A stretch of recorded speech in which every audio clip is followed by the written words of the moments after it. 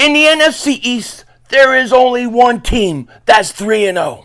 There is only one team that is stifling on defense. There is only one team that offensive line can't be stopped. And we're not talking about the Dallas Cowboys. We're talking about your Philadelphia Eagles.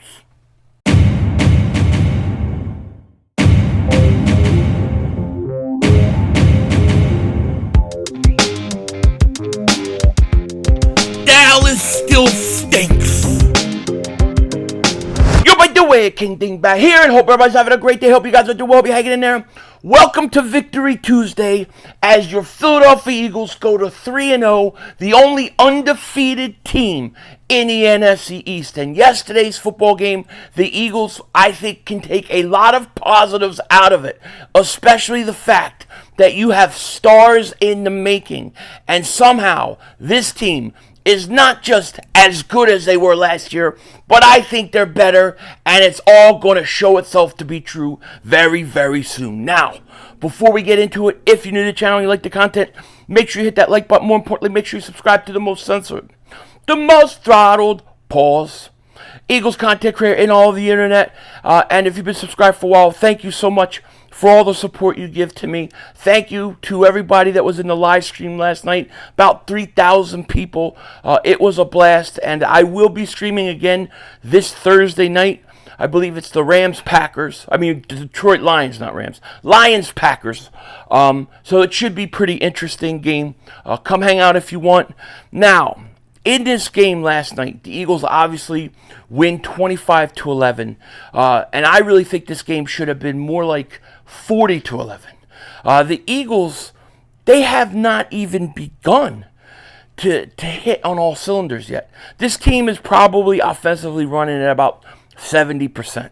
But they're just so much better than these other teams out there that they still find ways to win. And that's what good teams do. They find ways to win. They don't lose to the worst teams in the league. They don't do that. And the Eagles have not done that. And really, I thought that the Eagles, for the most part, I thought they had their best game of the season.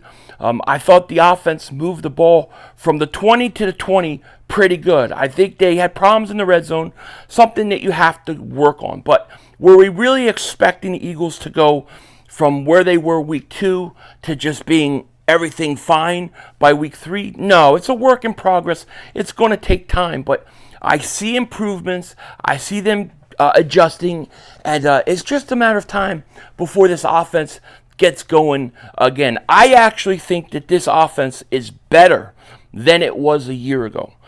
You might be saying, how can you say that when the offense moved the ball so well? And the reason is because you have pretty much the same exact talent that you had a year ago. The only difference is you have an elite running back. And I like Miles Sanders, but this kid, DeAndre Swift, is on another level. He's electric. All right, he's like the Flash. This guy, I love the way he hits the holes. People say, who does he look like? Who you remind you of? And somebody, and I forget who it was, but shout out to them, said to me about a month ago that DeAndre Swift reminds them of Le'Veon Bell. And I think that's a great comparison. He really does look like Le'Veon Bell. I think he looks like Le'Veon Bell, but a little more explosive, a little faster. But his patience to hit the hole is tremendous. I love the way he's patient. He allows the blocks to develop, and then boom, he's gone. This kid's going to be an absolute stud. All we need from DeAndre Swift is he's got to stay healthy. And I'm sure that's why the Eagles, monitored how many snaps they give him. And of course, I'm, being who I am and watching Rondé Barber run down the sideline, them showing that last. Like, I just wanted to crush the Tampa Bay Buccaneers. I just wanted to crush them, okay? But the Eagles did the right thing with DeAndre Swift, and I think that there's no argument anymore. DeAndre Swift is purely, squarely your number one running back.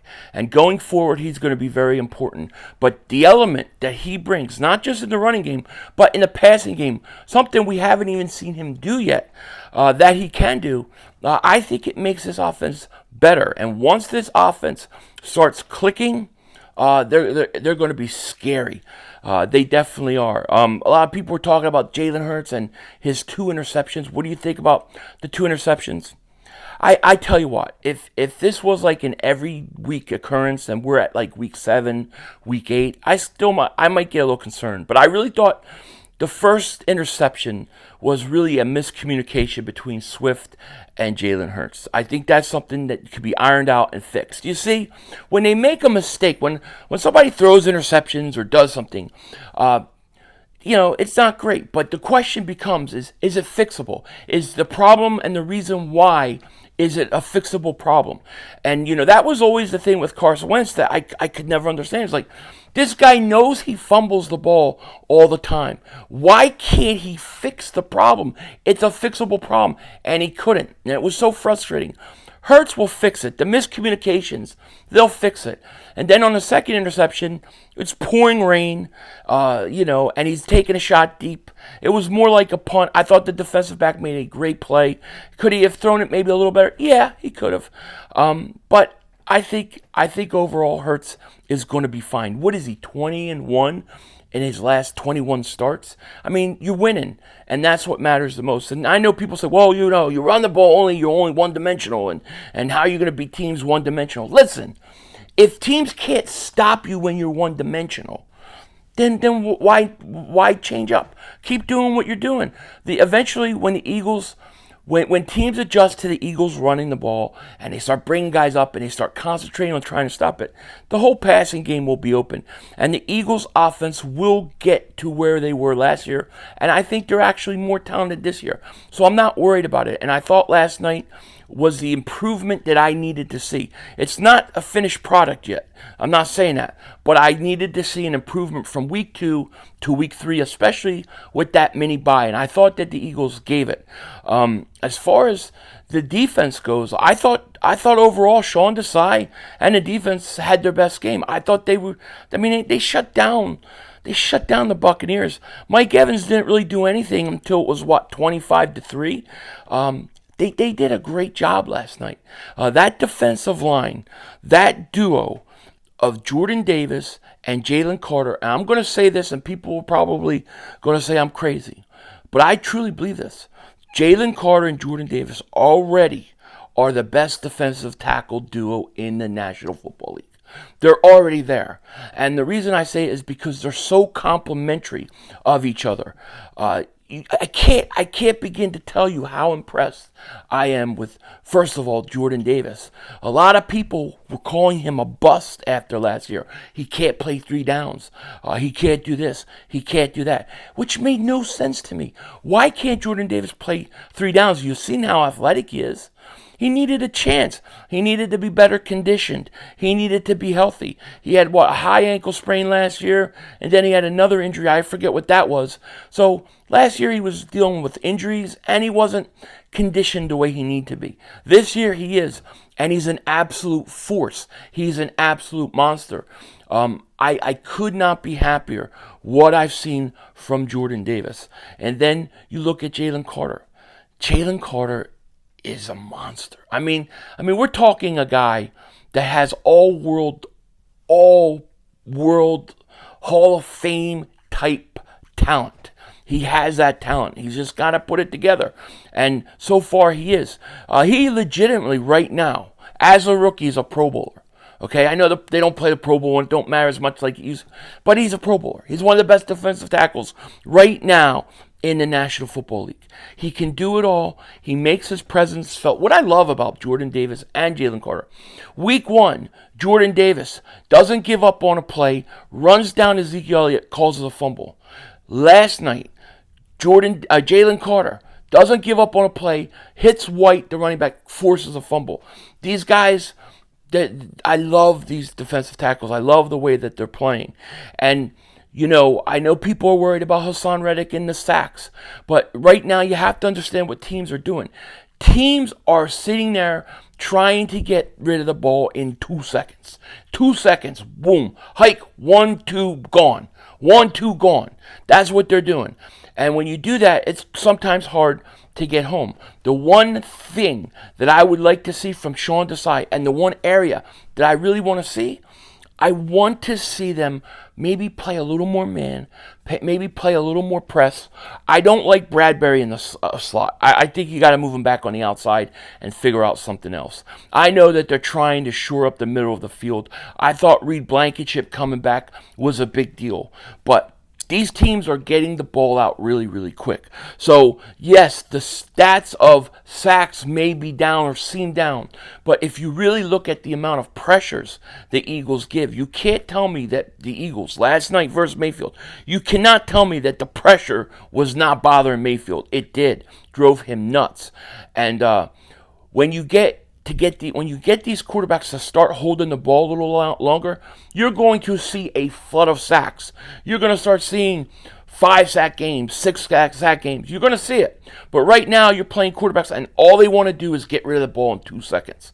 It'll be interesting to see if Washington, with a young quarterback, is capable of doing that, or if he's holding the ball a little longer for plays to develop. The Eagles could have a huge sack game this week. Like I'm thinking a 6-7 sacks this week. Reddick has 2 of them. Carter 1, Davis 1, Josh Sweat maybe 1.5. I think it's going to be something like that. I think the Eagles, the sacks will come. But the fact that the matter is the pressure that they're getting is huge. And a lot of that is because Jordan Davis and Jalen Carter. When I look at Jordan Davis and Jalen Carter, I don't miss Hargrave at all. I do not miss him at all. I'm perfectly fine with what we got. And when you look at Jordan Davis, Jalen Carter, and what they mean to the defense, you look at what DeAndre Swift means to the offense. Yes, I actually think this team is better than they were a year ago. They're not playing on all levels yet. But I think from a talent perspective, I actually think they are. And I expect Howie Roseman to be Howie Roseman at some point and make the big play. I do. So this team is 3-0. Oh, you know what? There's one other thing I got to talk about, right? It's not Mark Holmes sucking out DNA of chickens. It's not that. I want to talk about Britton Covey.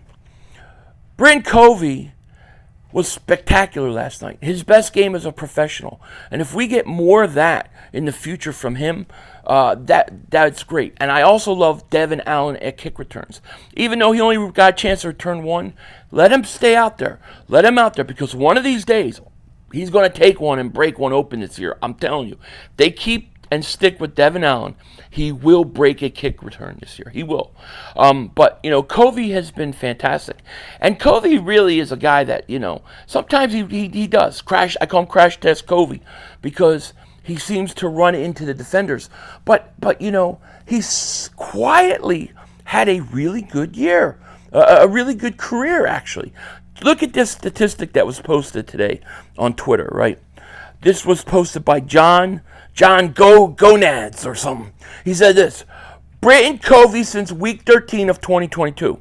291 punt returns, first in the NFL.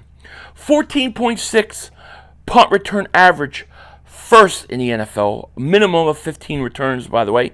13 punt returns of 10 plus yards, first. 9 punt returns of 15 plus yards, first. 5 punt returns of 20 yards, first. 4 punt returns of 25 plus yards, first. Who the hell? Who have I been watching? Those statistics are ridiculous. And Crash Test Covey, you got to give him credit. He's actually been way more effective than we think. I think the reason for it is because early in the year, last year, he was adjusting, getting used to it. He took some big hits. So I think that impacted the way we think. But I think we got to start looking with this guy and giving him some credit for what he's done. Those are mind-boggling statistics for a guy that I'm scared of every week returning punt. No longer am I gonna be worried about Covey. I'm trusting him, and I think the best is yet to come from him too. So there's another area in which the Eagles have improved this year. We are 3-0. We have beat everybody that they've put in front of us. We've beat some really good coaches, and we got to continue to get better. We have a big game this week versus Washington, and these are never easy games. Even though we're more talented and I think we'll win, these division games are always tough. You know it, and I know it. So the Eagles are going to have to go out and work. But my final thoughts with the Buccaneers versus the Eagles is the Eagles played much better team. And even though that they made mistakes and they should have blown this team out by way more, the Eagles are on the right track. I feel like we're on the right track. We're headed in the right direction. I actually liked the way Brian Johnson coached and Sean Desai coached, minus maybe one or two things. I would say that 4th and 1 with Gainwell I didn't like. And then as far as Desai, I think you need to give your defensive line and your front a little more time to make, to get to the quarterback. And I think you could do that by maybe not keeping your corners, 8 yards back on 3rd and 3. But overall, I thought they both did a really good job. Shout out to all the players that I might have not mentioned in this video. But these are kind of my final thoughts, the guys that stuck out to me. I mean, you got guys like Zach Cunningham, Nicholas Morrow, Reed Blankenship. These guys all stepped up. Cam Jurgens, I thought he had his best game at guard. So there's a lot of guys to talk about. This was a really interesting win because it wasn't about the stars like A.J. Brown who did what he does. We all knew he was going to do it. This was about a lot of guys stepping up and making big plays, like Sidney Brown in the end zone, breaking that pass to Mike Evans. A lot of guys made a lot of great plays that aren't the stars of the team, and that's a good sign. This team is headed in the right direction. That is the most important thing. With that said, take care. Talk to you later. Of course, don't be a dingbat. Remember, it's Howie Vision, baby. We're all just living in it.